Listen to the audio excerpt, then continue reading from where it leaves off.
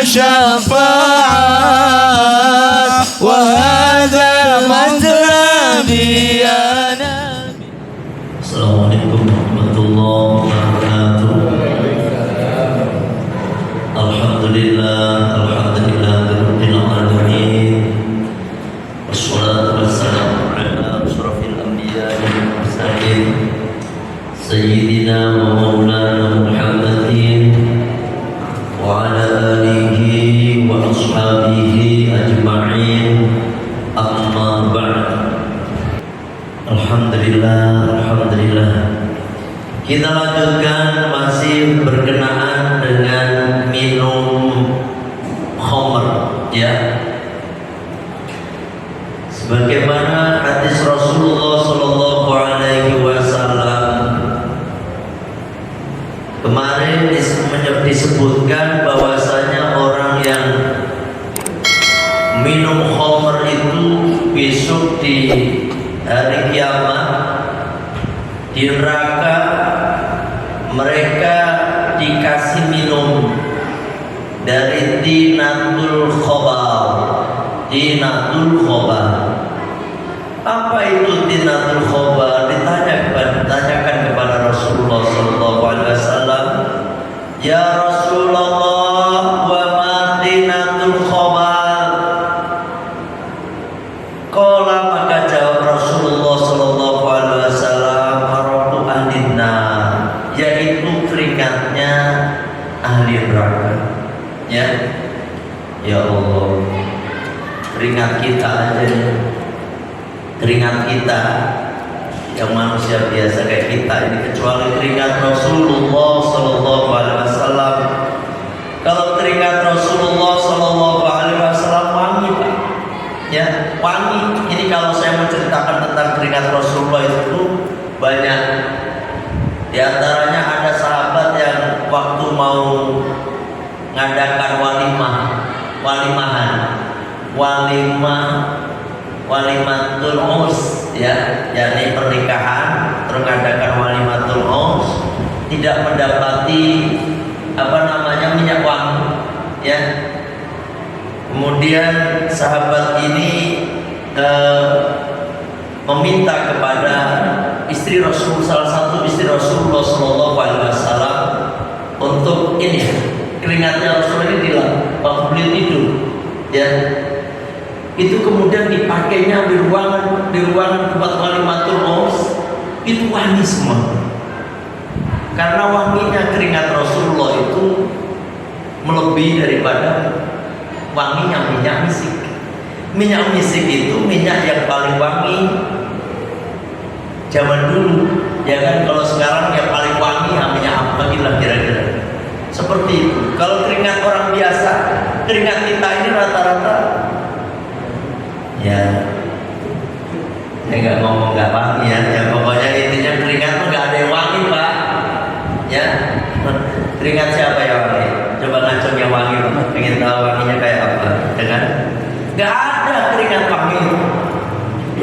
Padahal nanti keringatnya ahli neraka, naudzubillah, bukan hanya keringatnya di situ dicampur dengan air kencingnya segala macam, darahnya yang mengalir itu diminum oleh orang-orang yang minum khamr waktu di surga, waktu di dunia. Naudzubillah min dzalik. Yang kedua, orang yang pernah minum khamr, maka besok di surga nanti suatu saat kalau Allah mengampuni dosa-dosanya sehingga dia dimasukkan ke dalam surga, dia tidak merasakan yang namanya khamr asli dari surga. Karena nanti nih, Pak, semoga panjenengan semuanya masuk surga semuanya. Karena di surga nanti ada yang namanya sungai susu, ada sungai madu, ada sungai khamr. Ya, susu khamr. Kalau susu mungkin nggak perlu Bapak tanyakan, madu mungkin nggak perlu Bapak tanyakan, tapi minum susu kalau di kita nih biasanya masih ada rasa amis-amisnya. Tapi kalau susu di surga, masya Allah nikmatnya udah nggak bisa dibayangkan oleh kita nih. Madu pun demikian, manisnya madu di dunia kita rasakan. Kadang-kadang ya seperti itulah rasa madu. Tapi madu di surga gak bisa kita bayangkan, ya kan? Gak bisa kita rasakan, gak pernah kita bisa bayangkan bagaimana manisnya yang namanya madu surga. Ada namanya sungai arak, sungai khamr, arak. Nah, itu seperti apa? Kalau orang minum, ya, minum. Kalau di dunia kita minum arak, maka mabuk, bikin stres, bikin segala macam, nge-fly, ya toh. Seketika itu juga lupa permasalahan yang ada, yang punya utang hilang, yang punya masalah apa baik hilang. Makanya mereka pelariannya ke minum. Setelah minum mereka nge-fly toh. Nah seperti itu. Tetapi di akhirat nanti, di surga nanti kita habis minum khamr, masya Allah begitu nikmatnya, sehingga kita bersyukur kepada Allah Subhanahu wa Ta'ala, sehingga ingat kepada Allah Subhanahu wa Ta'ala. Seperti apa rasanya? Wallahu a'lam. Tapi memang seperti itu adanya. Ada sungai arak, tapi gak bikin mabuk, Pak. Ya toh? Mabuknya mabuk mensucikan Allah mabuknya gitu. Kayak orang mabuk cinta deh. Mabuk cinta itu, jadi kan kalau udah lagi mabuk cinta, perempuan yang Bapak sukai, jangankan melihat perempuannya, melihat yang pernah terjadi dengan dia nih, ingat terus Pak. Minuman apa nih? Adem Sari. Saya pergi lihat Adem Sari model kayak gini. Pernah Bapak minum dengan si doi itu, si doi minum berdua adem sari kayak gini nih, adem sari kayak gini minum misalnya bareng. Suatu saat kita kehilangan orang yang kita cintai tadi. Ya Allah, ketika melihat adem sari model seperti ini kita pingsan lagi. Langsung ingat si doi, si dia, paham? Naik, insyaallah. Wes itu khamar. Ada lagi ini Kak yang dikhawatirkan oleh Rasulullah sallallahu alaihi wasallam.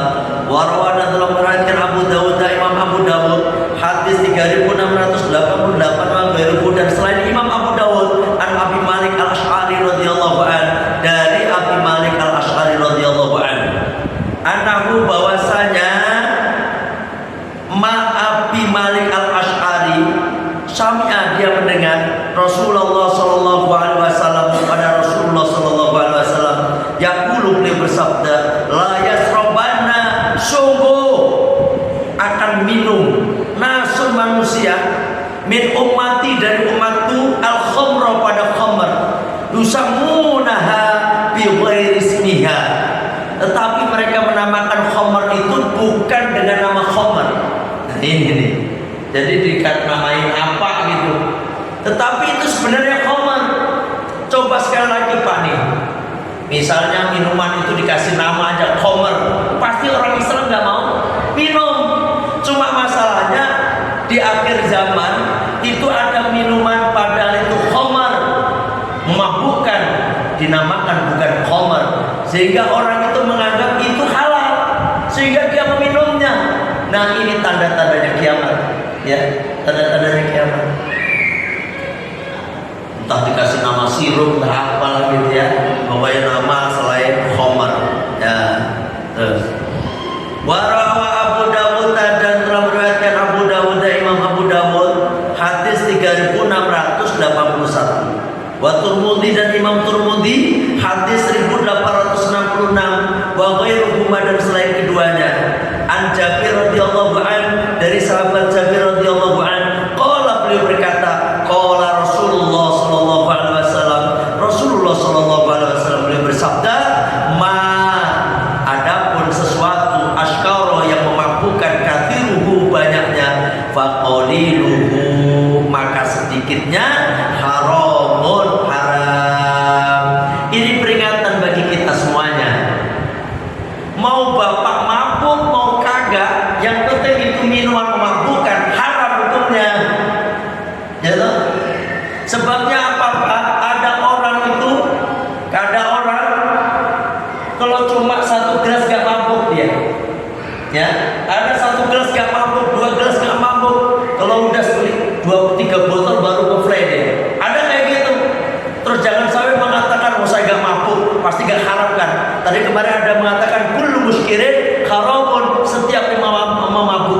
haram. Aku nggak mabuk kok.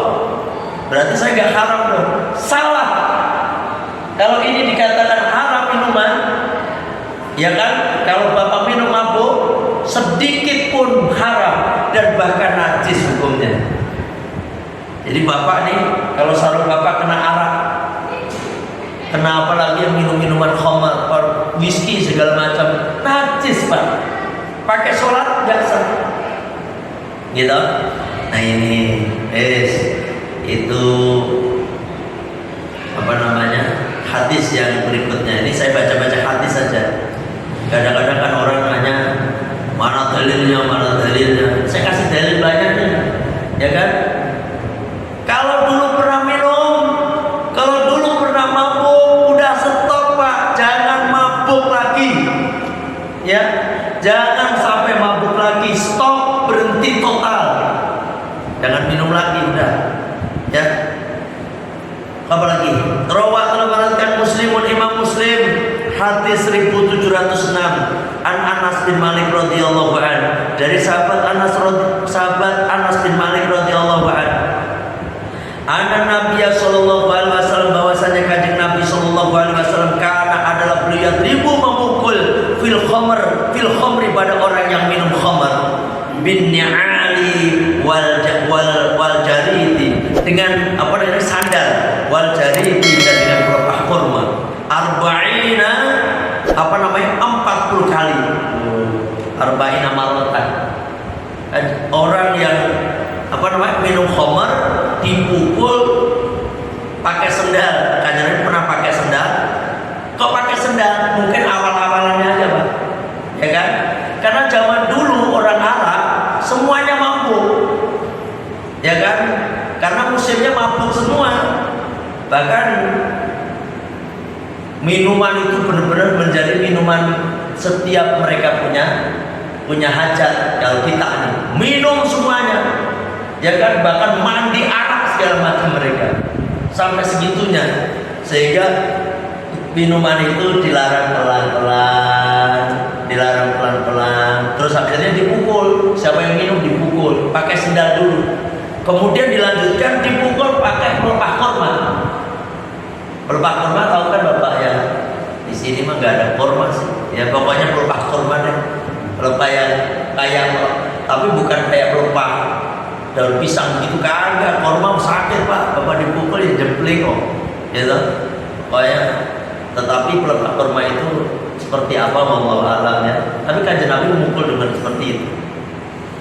Atau pakai apa dengan ini? Jilid atau pemukul yang biasa dipakai mukul orang yang zina. Orang yang zina, mereka dipukul berapa kali pak? 100 kali loh. Atau dipakai memukul orang yang menuduh orang zina, dipukul berapa kali? 80 kali. Itu ada pukulan khusus. Jadi alat pemukul khusus di Arab yang menerapkan hukum Islam, ya toh? Yang menerapkan hukum Islam. Nah, intinya bahwasanya orang yang minum khamr hukumannya bukan dibuih tetapi dipukul. Berapa kali? 40 kali pula. Tetapi di sini ada penjelasan lagi, wayajuzu, dan boleh ayyamnullah, sampainya itu mukul bihi dengan apa? Pukulan samanina 80 ala wajhi ta'ziri, yakni dengan alasan untuk membuat orang jera, takzir, takzir. Bisa sampai 80 kali pak. Kalau 40 hukumannya, 40 sebagai takzirannya. Itu.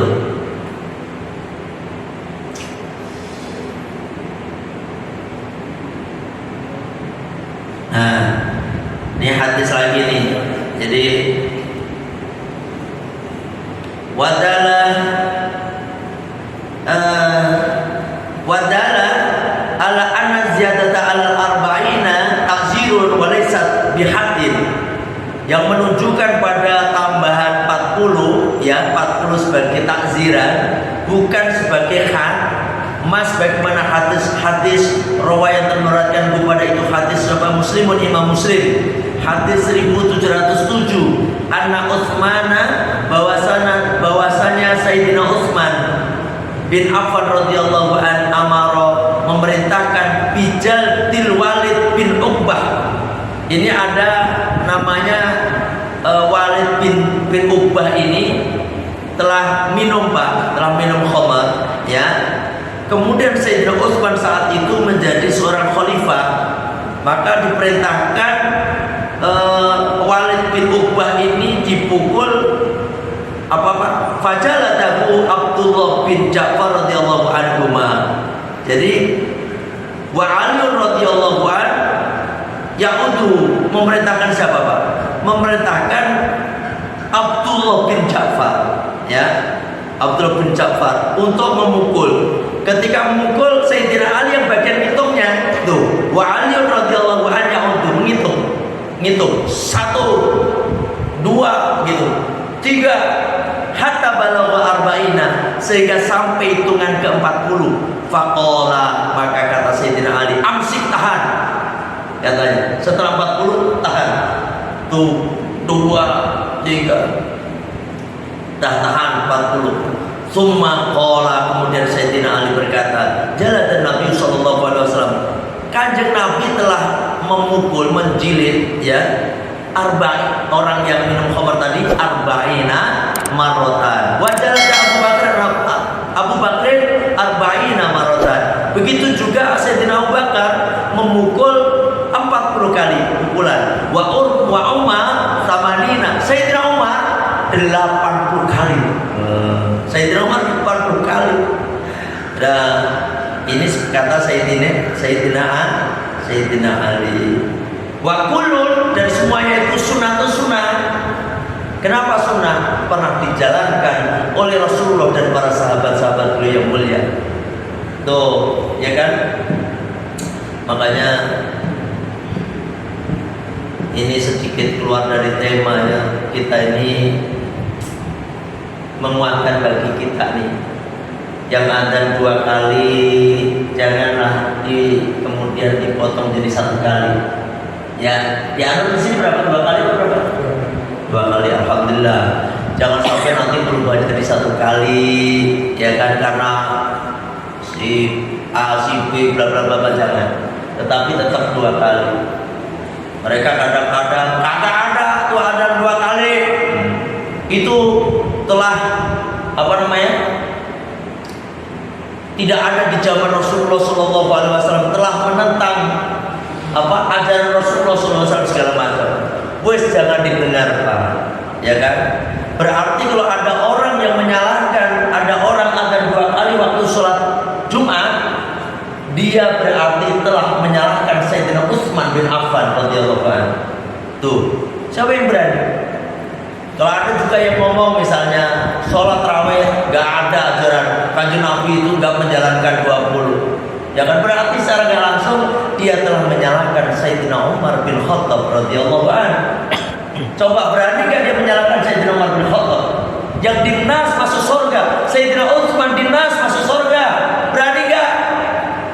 Kadang-kadang nyalain kita seenaknya baik, kita dipitah-pitahkan, diharam-haramkan segala macam. Nah, sekarang pesan saya jalankan. Kalau ada orang ngomong baik apa baik, pokoknya jalanin. Ada 2 kali. Karena itu ngikutin. Terus yang kedua nih mana nih? Tuh, kagak ada. Tongkat itu juga sunnah. Wong kita pengen menjalankan sunnah kok. Tongkat tuh.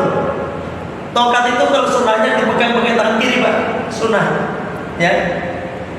Kalau zaman Kanjeng Nabi itu pakai tombak. Kalau nggak pakai tombak, pakai busur panah, dipegang ini. Kalau di sini mau busur tanah, orang ngapain? Paling tidak kita hanya mengikuti tuh. Ada, tapi kalau nggak ada juga nggak apa-apa. Karena apa? Kita pengen mencontoh apa yang dilakukan Rasulullah SAW. Ya kan? Kadang-kadang ngapain pakai tongkat-tongkat apa disalahi? Ya kan? Dan dengan saya ngomong ini kepada jamaah, saya nggak pengen memperbesar masalah tidak, tetapi itulah keadaannya. Itu ada hadis-hadisnya. Kalau dibaca hadis-hadis kadang-kadang kagak mau terima. Kalau udah gak mau terima karena gak sesuai dengan gurunya, bilangnya apa? Doem. Aduh, guys, angel. Kadang-kadang doem itu. Nah seperti itu, ya. Ada hadis, saya baca hadis banyak. Ya tapi ya gitulah, kadang-kadang orang dikasih dalil yang jelas tambah katanya doe. Kalau mereka mengamalkan hadis doe katanya soheh. Itulah itu, ya. Tapi ingat, makanya saya kadang-kadang masalah-masalah seperti itu kalau nggak jangan dipermasalahkan gitu. Kalau mau pakai tongkat, ayo pakai tongkat. Yang tahu harusnya, oh itu dulu kajian Nabi begitu, jangan perlu disalah-salahkan. Itu yang bikin masalah, ya toh. Ada lagi ini jam berapa? Ada juga yang meragukan kesanatan ilmu saya. Ini saya sampaikan kepada semua jamaah saya yang ngaji kepada saya biar yakin dah memang betul ngaji itu harus kepada guru yang punya sanad keilmuannya sampai kepada Rasulullah SAW. Saya di SMS, di WA maksudnya, di WA bagi saya mohon maaf bagi pengen tahu apa sanadnya bagi sampai ke Rasulullah. Ya Allah, karena ada orang yang menanyakan segala macam lah seperti itu. Saya jawab aja, saya pesantren itu enggak sebentar. Karena begini Pak, orang itu ya kalau ini ngomong aja ya. Kalau jenengan kan ngaji biar yakin aja. Orang-orang yang istilahnya yang gak suka sama saya, itu Ustaz Agus itu mantan karyawan dia mah karyawan jadi Ustaz, ya kan? Ada yang ngomong begitu, karyawan jadi Ustaz. Memang betul Pak, saya pernah jadi karyawan, pernah jadi leader, pernah jadi foreman, pernah jadi purchasing, pernah jadi gudang RMPM, pernah jadi di bawah pelayanan, pernah. Memang betul, emang kalau udah karyawan nggak bisa jadi Ustaz. Cuma masalahnya saya bukan masalah karyawan yang Pak. Kadang-kadang saya itu pun tadi ya, pesantren itu gak kurang dari 17 tahun. Guru saya banyak Pak. Akhirnya saya jawab, ini guru saya nih. Oh ya udah pakai, mohon maaf, ya kan? Ini kalau saya ceritain ini panjang Pak. Saya pesantren di mana saya panjang, ya kan? Panjang. Insya Allah saya bertanggung jawab. Kalau diurutin Bayi Abdul Fakih, siapa yang berani nanya? Bayi Abdul Fakih syaratnya sampai kepada Rasulullah kagak? Kalau diurutin saya ke Bayi Hasyim Asy'ari. Karena salah satu nih, kalau di sini saya punya guru Kiai Ahmad Qurtubi Anwar di Cikarang ya. Kalau di Jawa Timur banyak. Yang di sini aja deh. Kalau di sini kan dikenal nih, Kiai Ahmad Qurtubi Anwar. Beliau adalah murid dari Mama Cibogo, Kiai Raden Mamun Nawawi. Sekarang pakai jalan ini. Saya gak lama sih mondok di Kiai Ahmad Qurtubi, ada 5 tahun. Ya saya anggap gak lama, karena saya lamanya di Jawa Timur. Belum sampai Kiai Haji Nur Hadi, Kiai Haji Abdul Afif, Kiai Haji Muhammad Sumatri, Kiai bahkan sampai ke Syekh Muhammad Alwi Al-Maliki. Syekh Muhammad siapa beliau? Syekh Abdul Wahid bin Azuti punya murid Kiai Afif itu terus ke saya, ya kan? Jadi nyambungnya ke Syekh Muhammad Alwi Al-Maliki. Siapa yang meragukan keilmuannya Syekh Muhammad Al-Maliki? Ya kan? Dan lain sebagainya lah. Ini hanya sekilas aja, ya. Sekilas aja. Memang saya pernah jadi karyawan. Alhamdulillah saya jadi tahu dunia karyawan. Kalau jadi supervisor saya tahu. Oh saya tahu. Alhamdulillah, karena memang saya dari kecil saya jadi pesantren, nimpuk aja urusan pesantren. Ya kan, ilmu-ilmu pesantren. Makanya kitab, ya ini bukan sombong ya, kitab saya 3 lemari Pak, belum yang di Jawa Timur, ya kan, dan lain sebagainya. Jadi jenengan biar yakin aja. Bahkan jenengan itu ragu kalau seorang ustadz gak pernah ngaji kitab, tapi ngomong doang. Jenengan tambah harusnya ragu. Kalau saya semua ngaji di mana-mana pakai kitab Pak. Di mana tanyain sampai di KSP Mega semuanya itu pakai kitab. apapun kitabnya pasti pegang kitab. Kadang-kadang di luar tema, tetapi itu di luar tema tidak jauh dari pembahasannya, ya kan? Insya Allah ini biar jenengan yakin yang biasa ngaji sama saya, karena ada orang yang ngomong seperti itu meragukan kesanatan ilmu saya, ya toh. Kalau pengennya sih ketemu dia, ya kan? Terus yang meragukan itu siapa? Kita ayo lomba baca kitab kuning tanpa ada tanpa ada harokatnya, bareng-bareng terus disaksikan jamaah. Tapi itu tambah nanti malu-maluin juga, ya kan? Kalau ini hanya saya menyampaikan di sini karena jenengan ngaji sama saya tiap malam Rebu, biar yakin aja, ya kan? Biar yakin. Ya namanya, kenapa jadi karyawan segala? Ya namanya juga hidup di sini, Pak. Dulu kalau kayak saya nggak punya saudara di sini nih. Saya jadi karyawan, saya kerja ilmu dunia D1, D3, S1 saya punya, ya kan? Hanya karyawan. Tapi setelah saya ngaji tidak ada batasnya. Ngaji saya nggak ada terus udah khatam nggak, tapi banyak udah kitab khatam dan udah lama ngajinya gitu aja, ya kan? Sehingga alhamdulillah sekarang di saat saya mencapai puncak, guru saya nyuruh saya jangan nyari uang, jangan nyari dunia terus, udah buka kitab. Akhirnya saya keluar dari perusahaan. Ya udah sekarang ngaji aja sampai sekarang. Saya lulus dari perusahaan itu udah 12 tahun yang lalu, ya kan? Itu aja sekilas tentang saya. Kalau ada orang yang nanya-nanya kesanatan ilmu saya, sudah datang ke saya aja, nggak usah rame-rame juga, ya kan? Gitu. Kadang-kadang orang nggak suka itu ada aja ininya ya. Ya udahlah, saya kadang-kadang udahlah biarin, orang mau ngomong apa deh biarin gitu. Yang penting kita ngaji dan jelas ilmu sanatnya, ya. Udah hisab ya.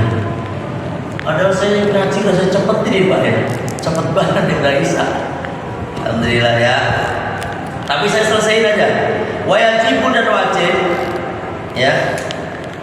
Alaihi atasnya bi ahadi amro ini dengan sebab salah satu dua perkara, yakni sebelum melaksanakan yang namanya had, hukuman cambuk, ya. Hukuman cambuk harus memenuhi satu di antara dua, ya. Memenuhi satu di antara dua. Apa itu? Bil bayyinat. Yang pertama harus ada saksi. Si fulan udah minum. Minimal saksi berapa Pak? 2 orang.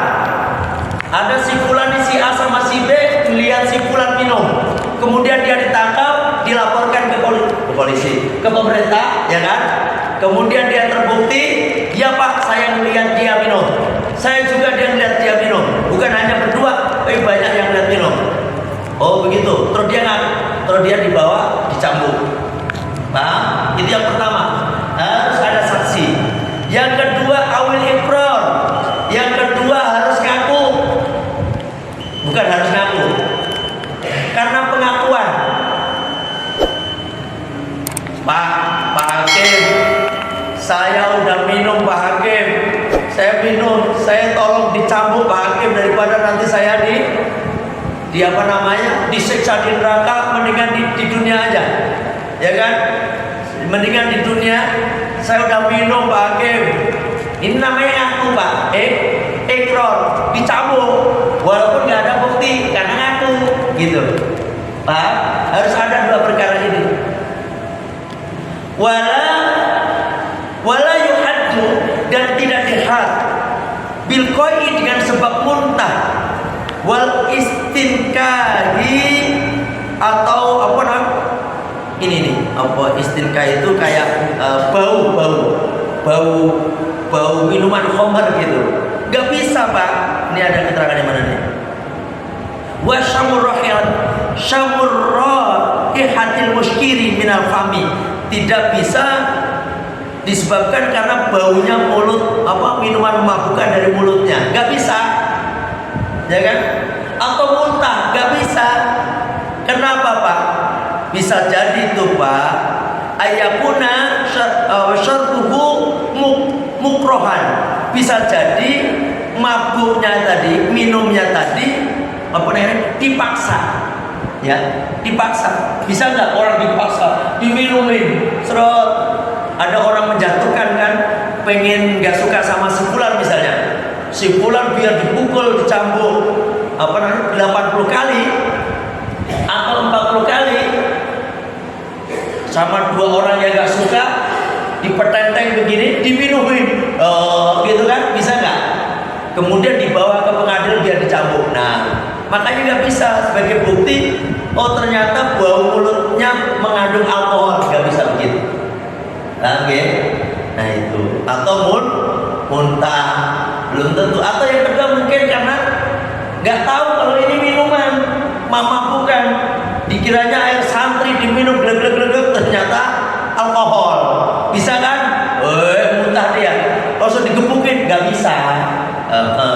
Jadi harus hanya dua orang saksi. Yang kedua, kalau nggak dia ngaku, aku minum Pak Hakim, saya minum, tolong saya dihak, saya dihukum. Oke, alhamdulillah ini pembahasan tentang khomer selesai. Ya, ada yang nanya? Iya Pak, silakan Pak. Waalaikumsalam. Dia mau tanya kalau obat-obatan yang mengandung alkohol itu gimana? Kayak obat apa contohnya? Yang belum ada mengandung alkohol gitu. Kayak gini. Jadi minuman alkohol itu adalah waktu pembuatannya diniatkan untuk, memang tujuannya untuk buat mabuk. Itu haram. Tetapi untuk saat ini minuman kayak sirup, ya toh, sirup atau obat-obatan yang apa? Ya pokoknya minuman lah. Itu kadang-kadang ada alkoholnya, kayaknya karena itu bukan untuk memabukkan, tujuannya adalah untuk minuman, maka tidak haram. Yang kedua kayak ini, air tape itu mengandung alkohol nggak? Mengandung, bahkan lebih gede alkoholnya. Haram nggak? Enggak. Jadi tidak semua yang mengandung alkohol kemudian haram. Ingat, dari segi pembuatannya adalah dipakai untuk biar orang buat mabuk, walaupun sedikit alkoholnya 0,1% gitu, tetapi memang dicampurin apa sehingga dia bisa mabuk, itu haram hukumnya gitu. Oke, seperti apa minyak? Saya ngikutin pendapat Yai Abdul Wahid bin Yazudi, murid dari Sayyid Muhammad Alwi Al-Maliki Al-Hasani.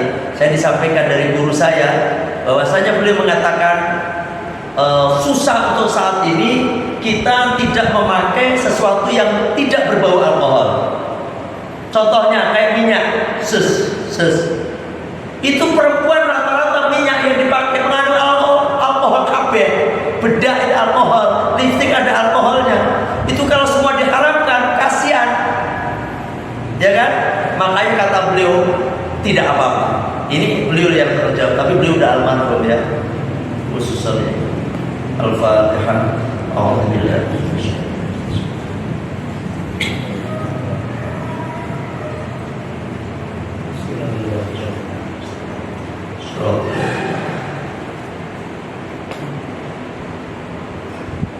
Saya ngikutin pendapat itu. Jadi minyak apapun yang yang adem-adem itu terasa itu, saya ngikut pendapat beliau, tidak apa-apa. Beliau bukan ulama biasa, Pak. Beliau selalu ahli fikih. Beliau adalah salah satu murid Mbah Mun juga, salah satu murid kesayangan Mbah Maimun Zubair di samping Gus Baha. Gus Baha itu adalah adik kelasnya beliau, ya. Makanya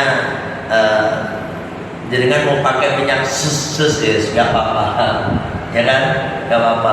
Tetapi walaupun nggak apa-apa, kalau bisa, karena laki-laki ini banyak minyak-minyak yang non alkohol, usahakan kalau bisa pakai minyak non alkohol, gitu. Oke, perempuan susah, ya. Saya kira begitu.